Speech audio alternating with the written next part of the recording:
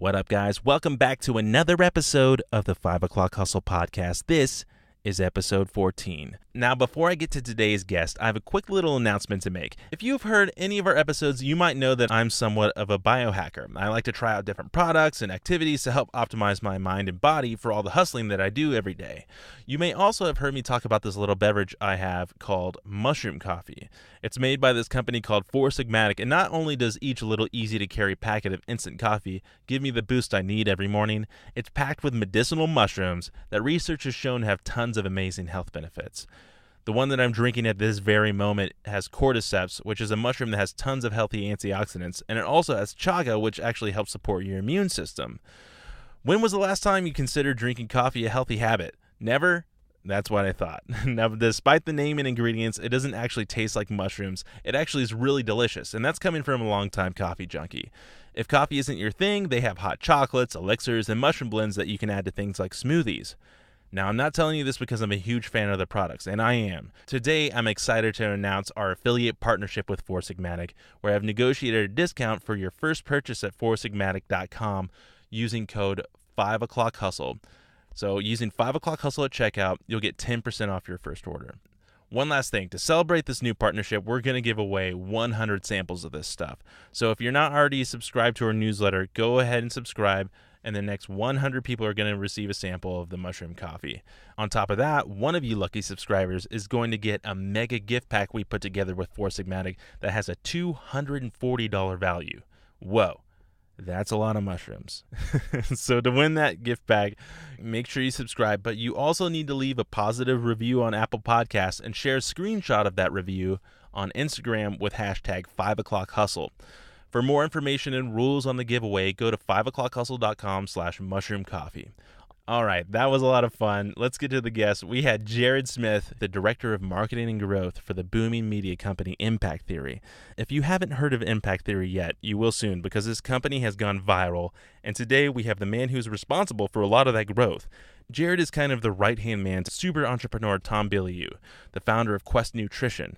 Just about a year and a half ago, Tom and Jared spun off what was called Inside Quest to a brand new company called Impact Theory. With Tom Bilyeu's charisma and business know-how, they have quickly created a passionate and engaging following.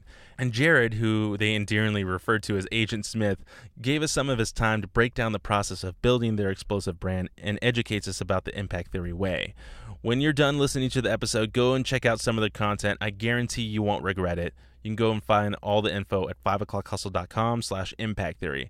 Now let's get this episode started. Remember, if you like the show, leave us a review on iTunes and Apple Podcasts and subscribe to our 5 O'Clock Hustle newsletter. You might get a lot of coffee. Keep hustling, everybody. And Dre, start the show. 5 O'Clock Hustle. 5 O'Clock Hustle, bro. 5 o'clock. 5 to 8, 5 to 12, 5 to 3 until you get back up the next morning. Every week I got a new idea. And that's what it always is, right? It's crazy. 5 o'clock. I was doing that in 2005, but everybody thought it was weird. 5 o'clock. Thus, the side hustle was created. 5 O'Clock Hustle podcast. Man, they're having so much fun.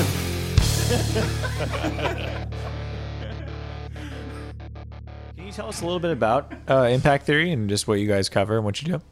Maybe your role there too? Sure. So Impact Theory is a media startup.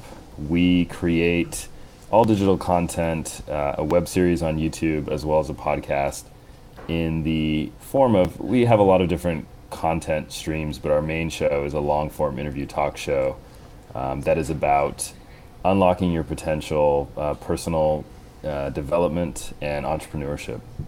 Yeah, I first heard about you guys. I was listening to another podcast, one that I listen to all the time, the Ben Greenfield podcast, and Tom was on there, and I think it was before Impact Theory started to kind of really.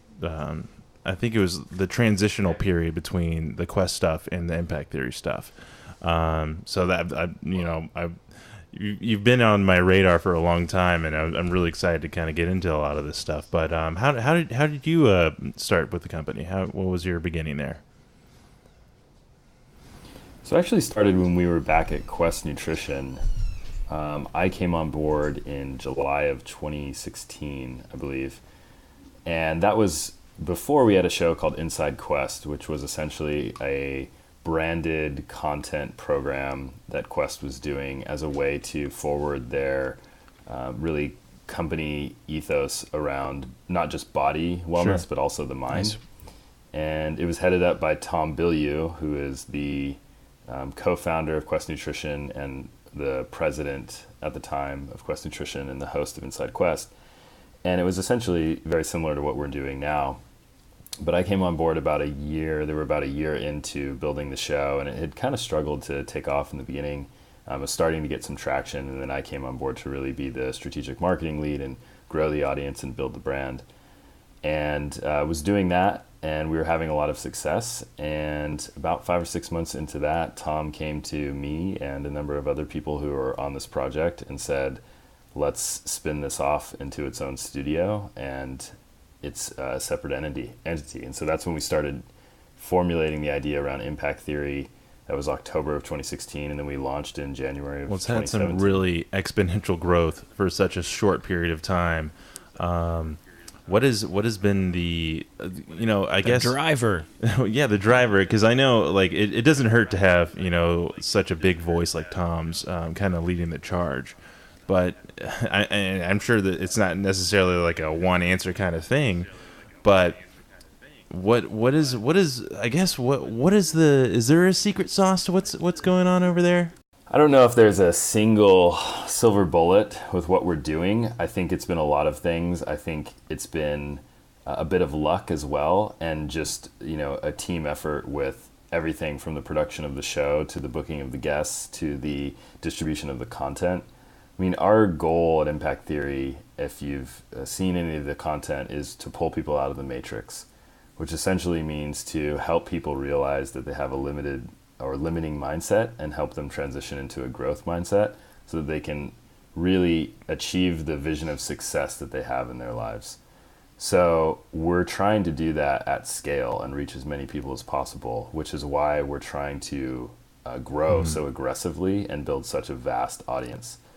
So we've done a number of different things to accelerate that growth, but I think what it comes down to is really finding unique ways to chunk up the content and distribute it to the right partners and get it to the right audiences that will then share it even more.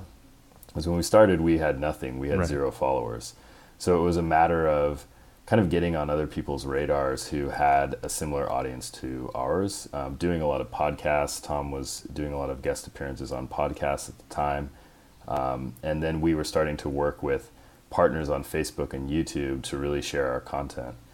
And I think one of the big drivers on growth on YouTube specifically has been our ability to get our content syndicated, is the way that we think about it, which is essentially other YouTube creators taking elements of our content and mixing it into their own videos.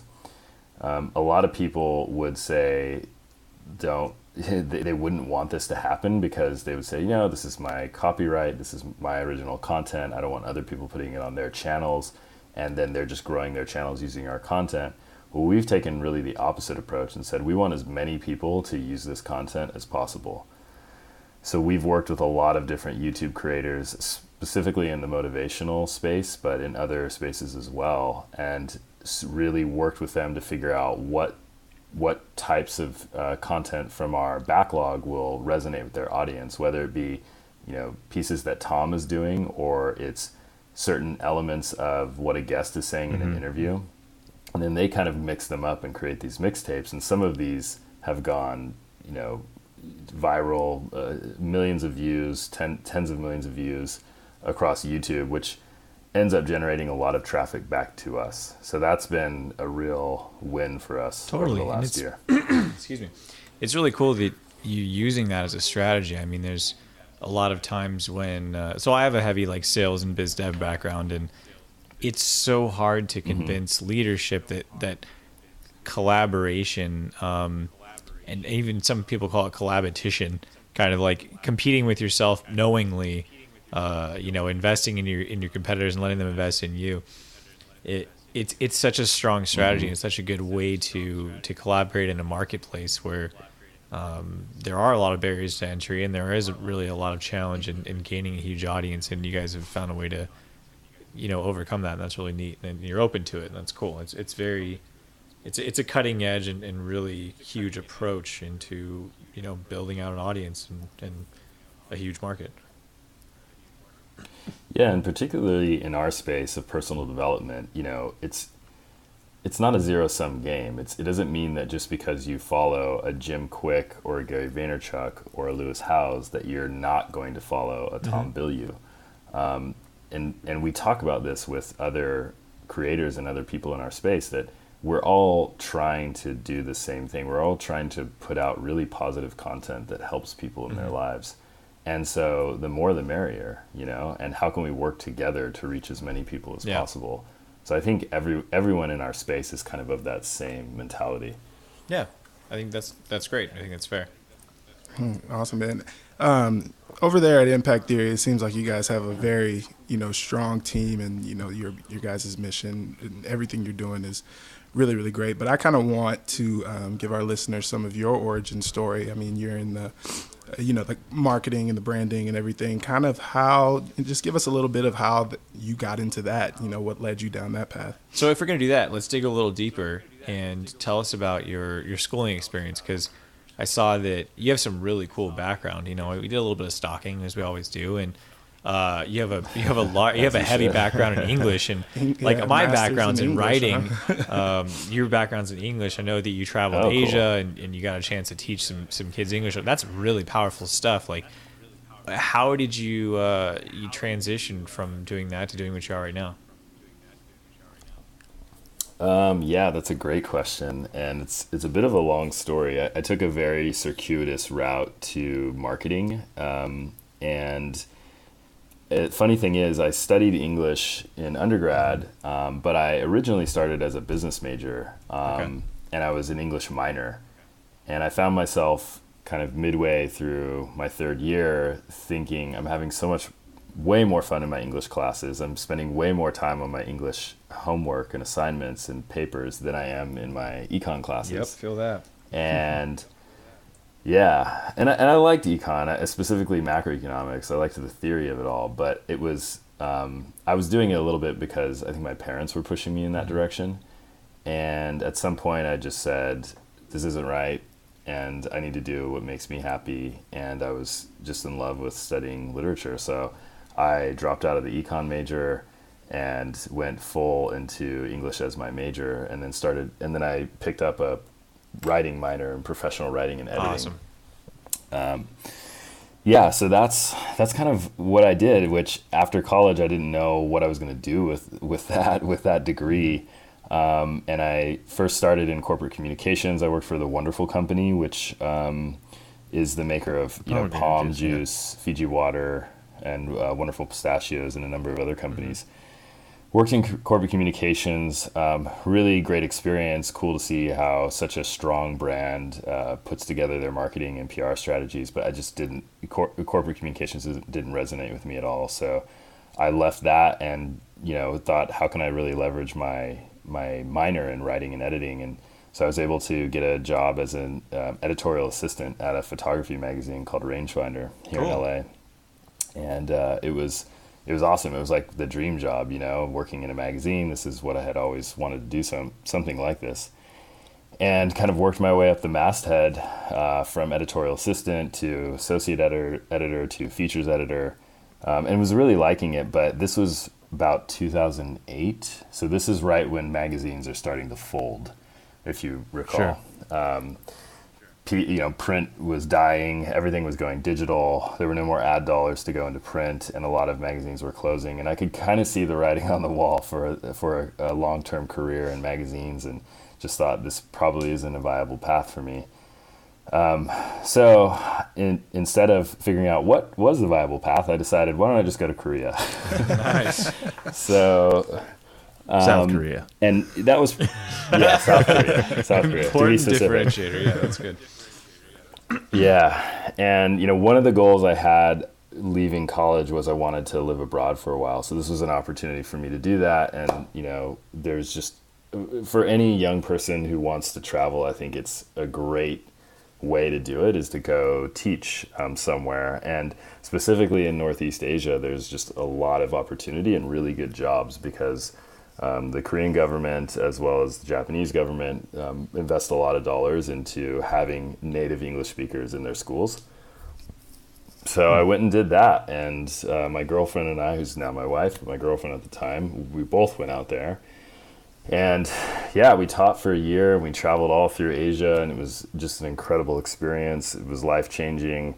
I got to see so much, and just teaching is, I don't know if any of you have ever been a teacher at any time, but it's a real emotional career, because you really get invested with the kids, and totally, the outcome of their studies and their lives. And that was just a lot of fun to be around. I was working in a middle school teaching ninth graders. Wow. So kids who were really starting to get serious about school and their futures. That's got to be a serious age. And I was teaching at all proficiency levels. Yeah, totally. Dre, you did some teaching. I was right? an assistant teacher for many years, probably like 5-6 years, but with special needs kids here in the States, mainly in Texas, where I'm originally from. And it's like you said, you get so emotionally invested in just the outcome of any and everything they do, whether that's just being on the playground and socializing with kids, or grabbing a concept that you're constantly trying to teach them, and it finally clicks. It's just such a rewarding feeling. So that's great, man. Definitely super rewarding, just on both fronts of really throwing yourself into a new culture. And I hadn't been outside of North America before then. I mean, I'd been to like a border town in Mexico, but I hadn't really been anywhere. So I just jumped right into South Korea, which very different from Western cultures, and it was just a blast, because being uncomfortable and being displaced is a good feeling. I mean, when it's voluntary, I think it's a really good experience, because it just gets you out of your state of mind that you're used to, and forces you to do things like figure out how to buy groceries or order food, which the simplest things when you don't speak the language become very, very difficult. Yeah. So that was an amazing experience, and something that I'm really glad I did and took the time to do.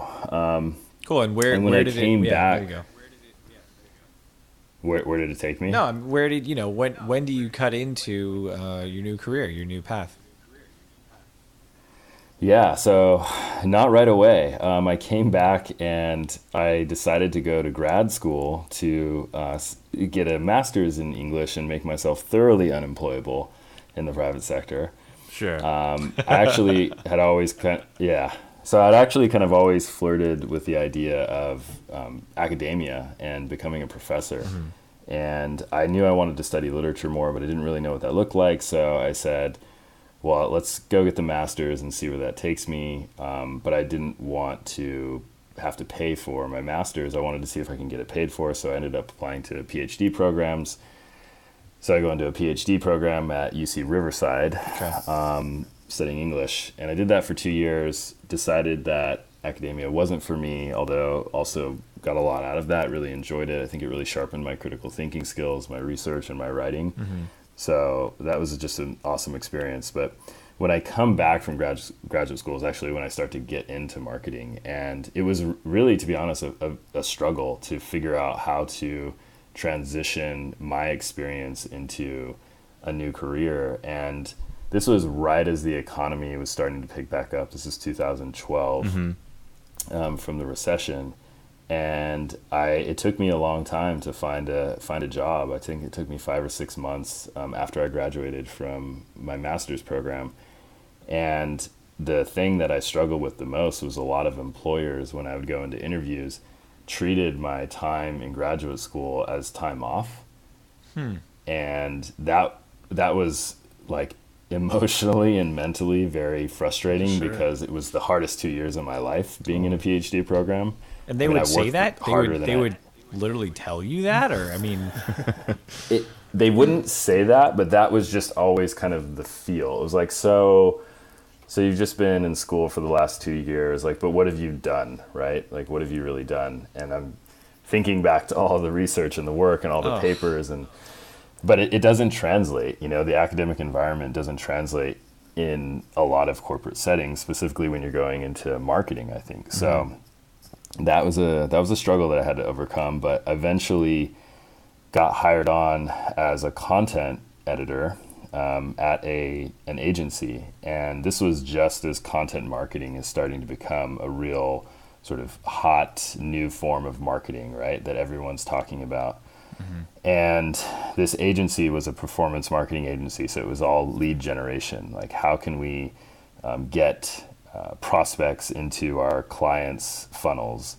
And we had various arms of the company doing that. It was a lot of publisher and paid media, but then they also had a whole content arm that was creating content for yahoo.com. Okay. And that's what I joined on as one of the editors. And so we would work with the editors at Yahoo, and we worked on verticals of education and home insurance and home renovation. This was and Advantage? things like that. This is Advantage Media. Oh, cool. Yeah. Yeah, I've heard of Advantage for sure. Oh, cool. Yeah. Yeah. I think they've rebranded since to a company called Catch. Okay. With a K. Can I ask you a question? You know, so you were saying it was really tough to get a break. I mean, and people were, you know, a lot of our listeners are really into academia, and they are, you know, pursuing their master's, pursuing a PhD, and there's going to be a lot, especially because, you know, since we were all in school, a lot of our listeners are younger, some of them are older actually, but it's pretty clear to us that what used to be the significance of an associate's degree, you know, 10 years ago turned into a bachelor's degree, and what used to be the significance of a bachelor's degree 6 years ago turned into a master's. And now, so it's like you're almost not even in the running unless you have a PhD in something. And yet what we're hearing also a lot of the time is that it's discounted and the whole thing's screwed up. So what do you think, how did you score the first position that kind of set your career off? What do you think was the key factor? Honestly, it was my previous work experience in editing. Okay. And my background in writing that got me the job. And so a lot of people that I talk to who are thinking of going into grad school, my advice to them is, you know, if that's what they're going to do, like, give yourself a couple of years, I think, in the workforce before you go to grad school. Okay. Get some experience under your belt so that at least you have something to fall back on should you, you know, if you're going into grad school for the humanities, for instance, which is what I was doing, which basically qualifies you to be one thing, which is a teacher or a professor, or be anything, right? Which just means you have to kind of rebrand yourself into something else. So, but for other people who are going to grad school, I think in the sciences it's much different because you can translate, or engineering, for instance, you can take that directly to like a Northrop Grumman and get a really good position, and that's what they're looking for. But for someone who's going in the humanities, I think it's good to have those few years of experience. And a lot of people that I was in the program with did not have work experience. It was really interesting to kind of see the difference in our outlook on things. But yeah, I think it was my initial background in editing, and that's what kind of let someone take the chance on me, and yeah, that's how I was able to get over to Vantage. Nice. And then how'd you get your next chance? I mean, your next career jump was pretty significant, right? Yeah, so I'd been at Vantage for a little over a year, and I got recruited for a role in-house to work for it was a technology and market research startup that was a late-stage startup called, at the time it was called USAMP. Later rebranded that. But I got recruited to really come on board, and again, this is the wave of content marketing, right? This is when businesses are starting to invest in content marketing, and marketing budget is starting to go to that. And this is a B2B company, and they wanted to invest in content marketing. They were very forward-thinking, and they were recruiting me to come on and really build the content marketing program. So I went aboard to do that because I was just interested in the idea. I'd worked in the agency and wasn't sure I wanted to stay in an agency, and was really interested in the idea of going in-house and being able to build something and then have ownership of that over the long term and see it grow was exciting to me. So yeah, I went in-house at Instantly. Well, we were USAMP, and then we rebranded to Instantly, and started to build the content program. And that kind of that's really where I think I got my deep experience in marketing. So again, I I have no background in marketing. I'm completely self-taught and was lucky enough to work with some people who had good experience and could teach me a lot of things. But I got exposure to things beyond content. Well, first I kind of had to figure out how to do content marketing while I was there. Yeah. And got a lot of time to try things. There seems to be there's a lot of confusion out there, especially for people like our listeners who a lot of them are looking to start their own businesses and do things of that sort. And the part they don't realize is that they can build the thing, but they still have to market it. And there's so much information out there and different ways to go about it, and it's really hard for people to tell what is what when it comes to what works. And and maybe it boils down to just trying as many things as you can. What was how, I guess it's the a lot of it is the content, especially with impact theory, right?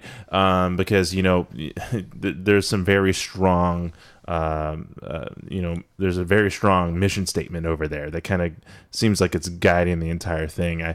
I've listened to a couple of episodes. Like I said, I was exposed to Tom's work before, but starting such a huge new thing, I'm still just amazed by the incredible success that you guys have had. Is content one of the is that the main driver, or branding, or is it this other stuff that you're talking about that you're referring to? Like you got good at the content. What is the other thing?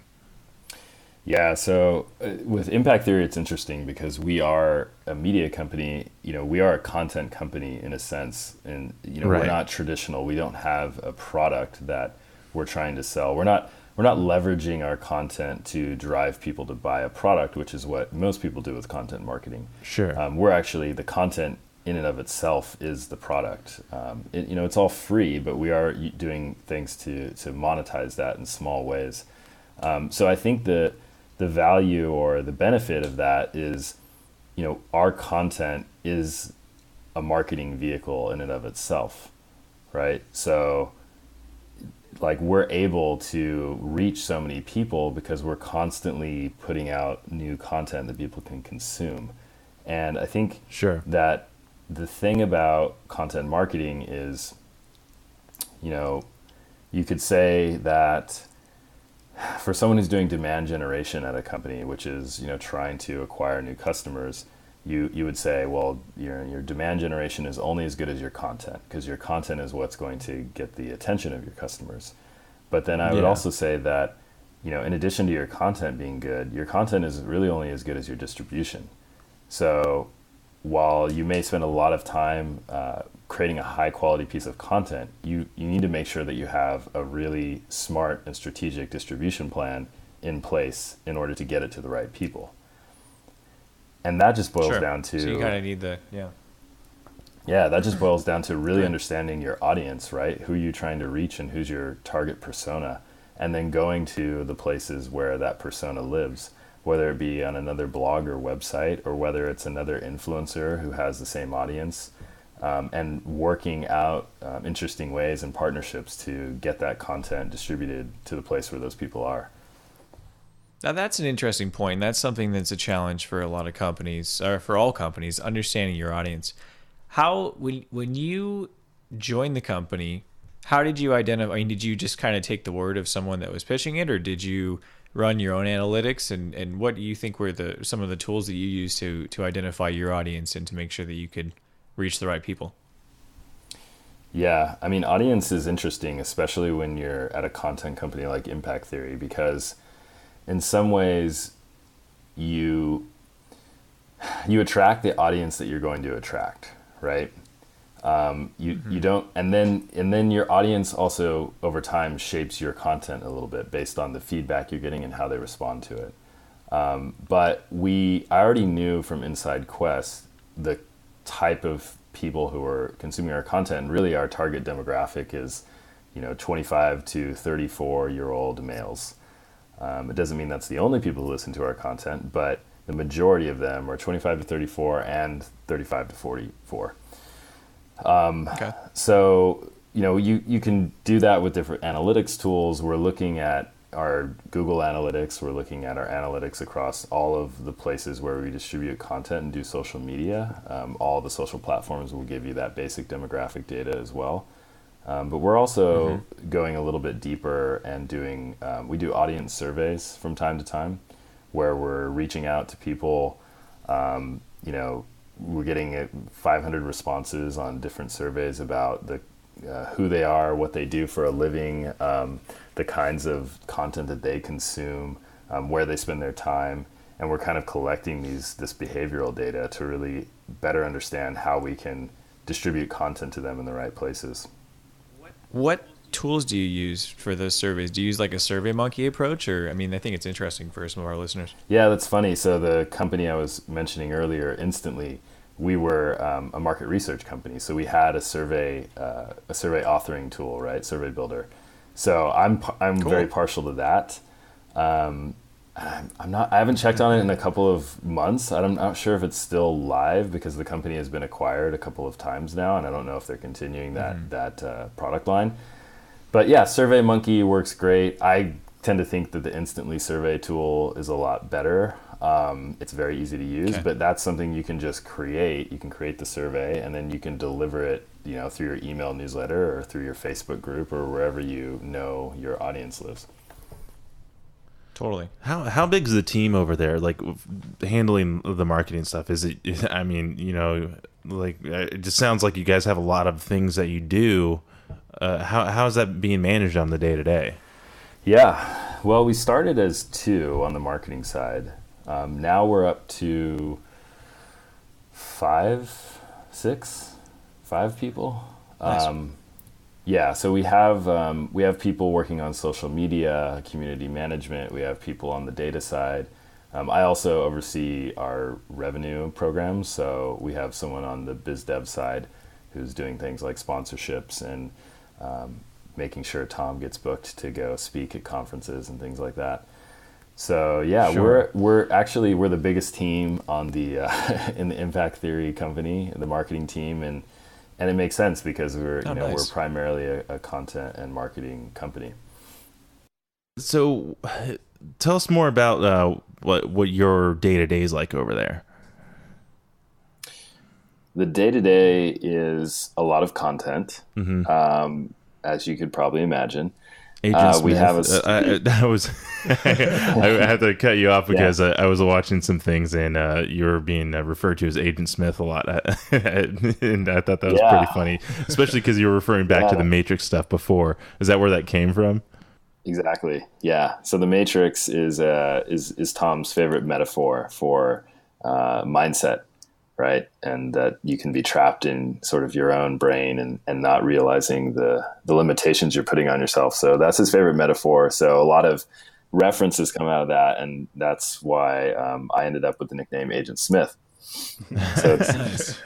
Yeah. That's great. And then Tom and I do a show called After Impact, which is essentially the way that we tell everyone is if you've seen The Talking Dead at all. Oh yeah, I've seen it. Yeah. So it's kind of like a post-game analysis of the episode, right? Yeah. Chris Hardwick kind of started the whole after show thing, I feel like. Exactly. Yeah, he has a couple of them. Sure. Yeah, it's really, we need to have an after show. Are we going to do an after show for this now? We probably should do the an 6 after o'clock hustle podcast. There you go. All right. It seems like you guys have, besides all the content that you guys are doing and everything that you're pushing out, it seems that you guys just have a lot of fun. So I just kind of want to know, what's the culture like over there, man? Like, just as far as, building a team and having like-minded people, like, is it just, I think more importantly for our listeners who are building their business and, are trying to get a team together and they want to kind of create a culture. So like, kind of what is that like? And what do you think is the most important part about having a culture in a business? Yeah, culture is super important. And I didn't used to think it was important until I started working at Quest with Tom and then Impact Theory. The culture at Impact Theory is very, we're dreaming big, right? We want to, the ultimate vision is to build a studio that rivals Disney. So it's a moonshot company. And we are so everything that we do is big vision, big dreams, and not limiting ourselves to what we can achieve. So we're all very optimistic in that way. And the culture is just about really like how far can we take things, and then are we having fun doing it? And I think that's a key part, is like stepping back to make sure every once in a while that we're still having fun, that we're still all enjoying this, and taking a moment to kind of recognize the wins or the successes, or the exciting part of building a business. And I think, in the culture, it comes from the top down, and Tom is he's a master at that. He really understands the importance of culture, and he wants people to be inspired and enthusiastic about what they're doing. And he does a great job of instilling that. So let's talk about fun, and maybe how play can break your fixed mindset within fun. And that was a really cool article that you wrote. Yeah, no, it was really neat, and I try and play with my wife all the time. Yeah, so we all read your article, and like I said, we do some stalking, and that's a really cool concept, and it has to be important, especially in our society, just kind of breaking the norms and reestablishing different ways. I mean, you talk about fun as even a tool for critical thinking. So, can you dive into that and the importance of fun and how it shapes your mindset? Just how that even happened. I mean, how did that occurrence come to be?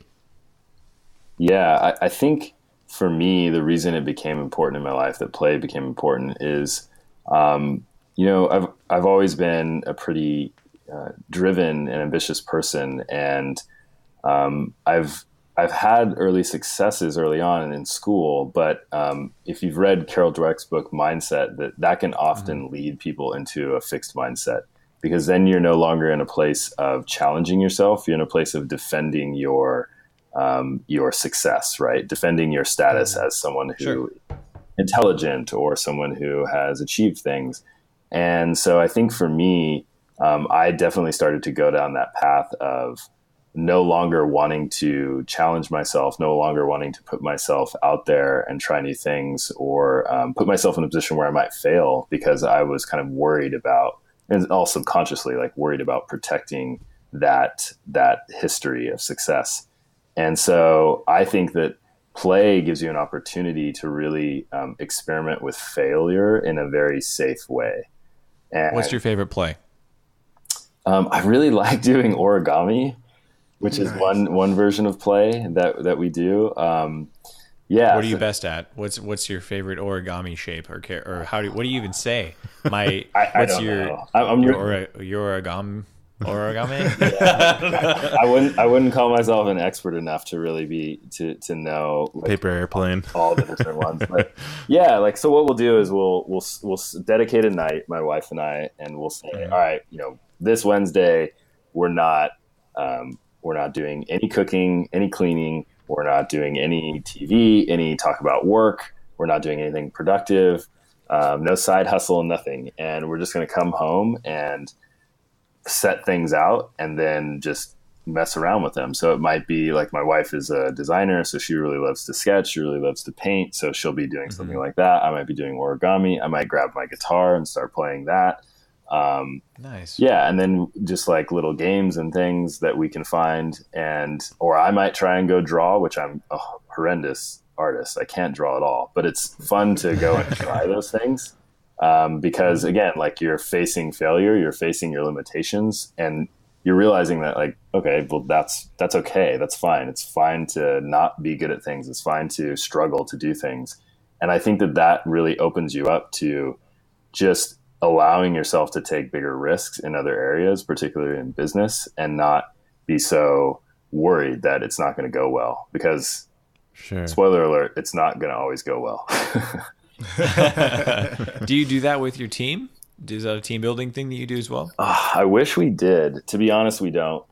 We've been so focused over the last year and a half of just hitting our goals that we haven't done moments like that. But we have taken moments out as a company to celebrate things. So, Good. We're big on movies and the messages that come through movies, especially empowering ones. And, a lot of us are big fans of Star Wars. So on May the 4th, we all sat down as a company and we watched A New Hope.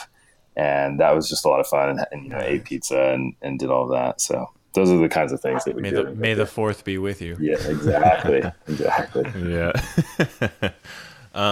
You mentioned something, and this might not go anywhere, but you said the word side hustle. Is that something? Do you have a side hustle?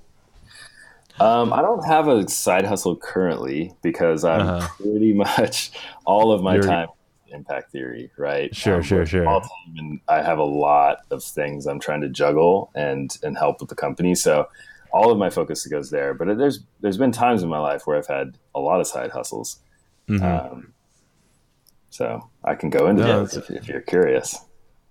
Well, sure. Why not? Go into it. What were your favorite ones? Let's see. At one point, I was doing grocery deliveries and doing swim lessons and teaching SAT courses and doing freelance writing and editing for various people. You said you were driven earlier. I don't see it. This was right before I got married, and I was trying to actually save money for a ring and the wedding, and I was still in grad school at the time, so of course I was utterly broke, and so I just was like, all right, well, what are all the things I can possibly do? And so that's how I ended up with all those kind of side jobs and running groceries and things like that. That's a recurring theme for successful people is they find a way to get what they want. Yeah, I think that's probably true. I mean, success, I think, yields to, you achieve success through persistence, right? And we talk about this a lot at Impact Theory, especially like being an entrepreneur is essentially having a set of hypotheses about what will be successful and then testing them and continuing to refine and try new things. But you only develop new hypotheses. You don't ever really reach an end because you're always testing and improving until you find success. Yeah, well, you're never really content with anything that you achieve because you're always looking forward, and that's a huge point. That I guess I can get really close to the grass is always greener thing too, though, which can where's that balance, Maybe the grass is always greener if you're exploring alternatives, but if you're exploring exceeding your own goals, then I think that I can see the grass grows higher, and it does. What about, so that brings up a really good point. You said that that's something you guys say a lot of Impact Theory, and that just that statement, man, you guys have so much solid, content. What are some of, even just like one of the most influential things that you've experienced or heard as part of your content? Like what's some of your favorite content, and throw us some knowledge, some learnings that you have. Oh man, this is tough. There's so many favorites. Yeah. I'll just list off a couple of the episodes that I think are outstanding. Sweet. The Gary Vaynerchuk episode is incredible. And I know Gary comes wrapped in all of these other ideas because he's such a figure himself, but his interview is Gary like you've never seen Gary before. It's really a different side of him. And you realize that he is a very just compassionate person who wants the best for people. And that's how he treats everyone, from his friends to his family to his employees to the people in his community. So yeah, I got a lot out of that. And his whole message was around perspective.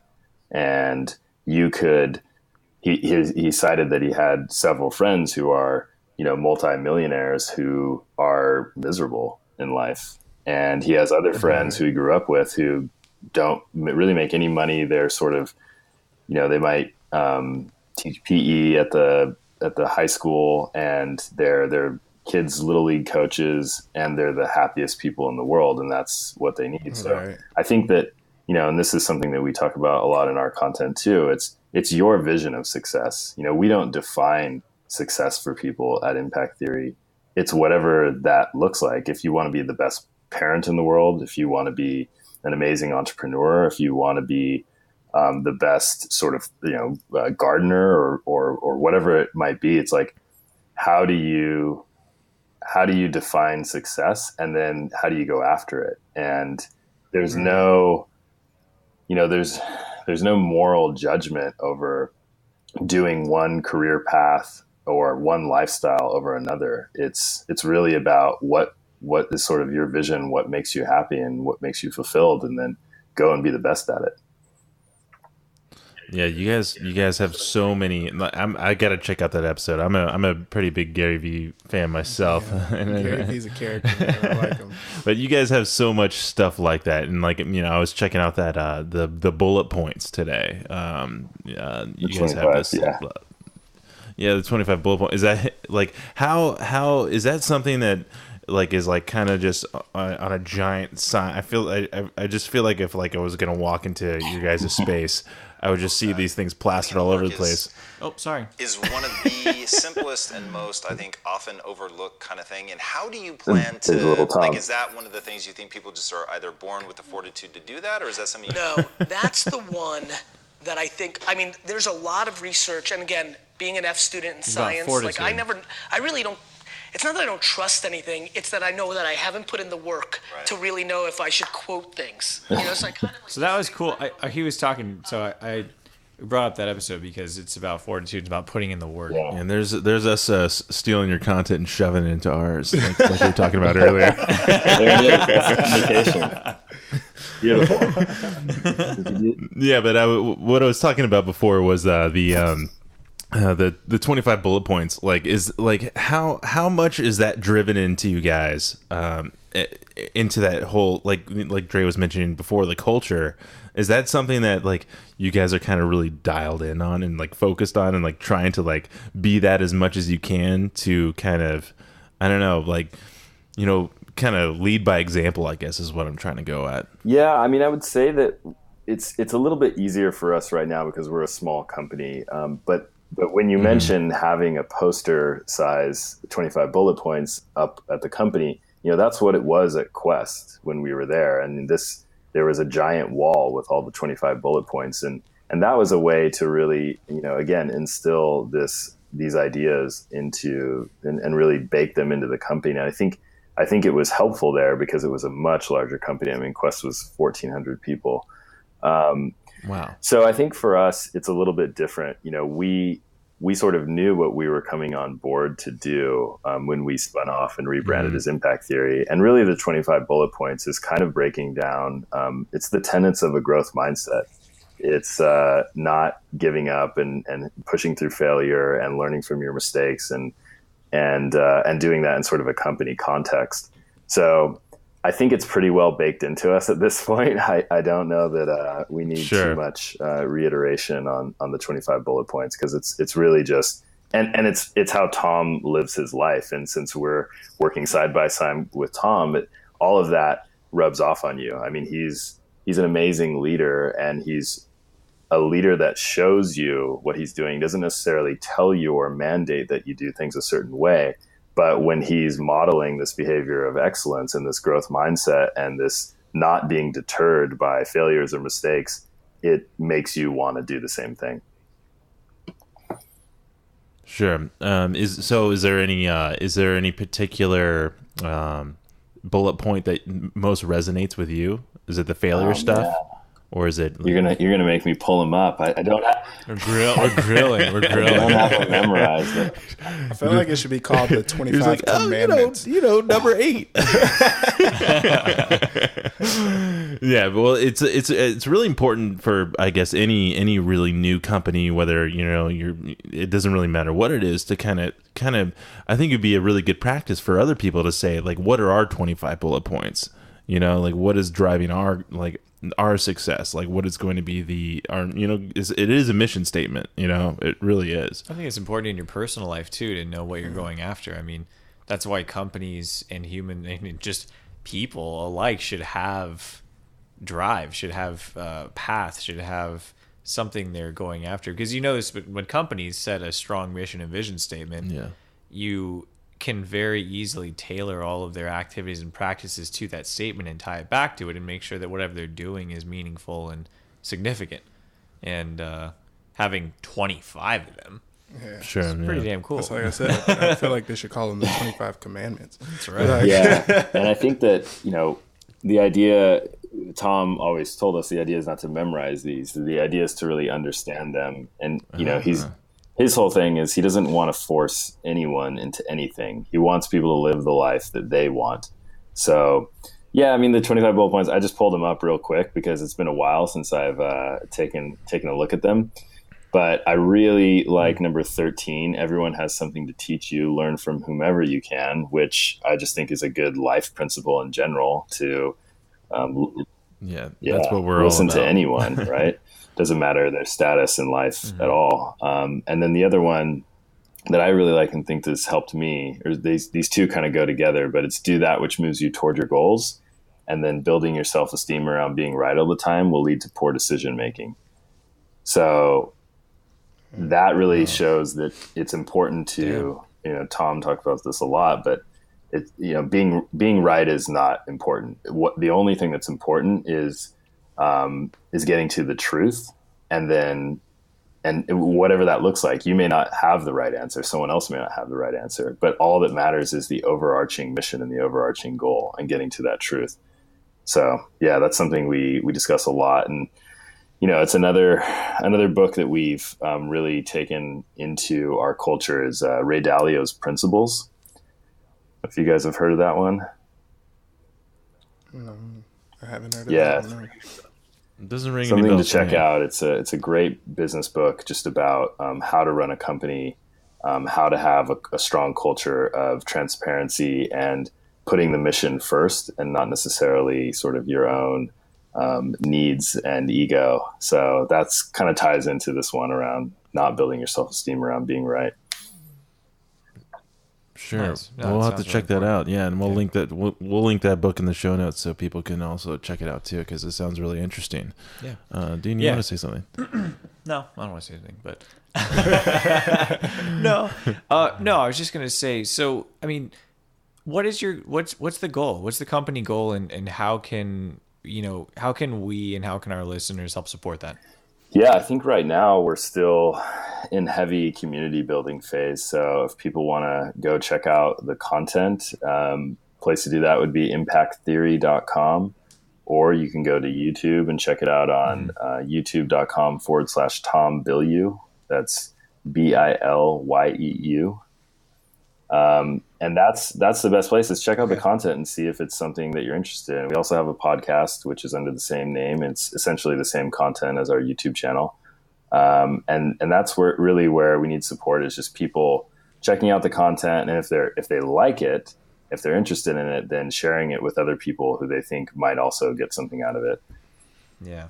No, that's neat. Well, we'll have, like I said, we'll link to all those in the show notes and everything. But is there anything else you want to leave us with before we're past an hour here? We had a couple of technical difficulties, but this is kind of what we do. There's nothing's ever perfect, but you have to always keep moving forward, right?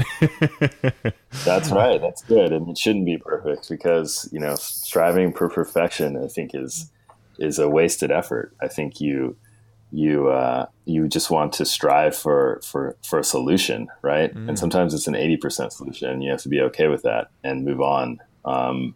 And just, I think that what you guys are doing is awesome. And I think that, your audience will definitely resonate with our content, but I would say that not everybody does. And that was the one point I wanted to make when you said, well, who wouldn't like this? And it's interesting, not everybody I think is really at a place where they're ready to hear these kinds of things, because it's pretty hard sometimes to realize that you've maybe kind of been making some of these, I wouldn't call them mistakes, but you've had a mindset or sort of a set of beliefs that hasn't necessarily been helping you in your life. It may have been hurting you or making you think things about the world that aren't necessarily true. Mm-hmm.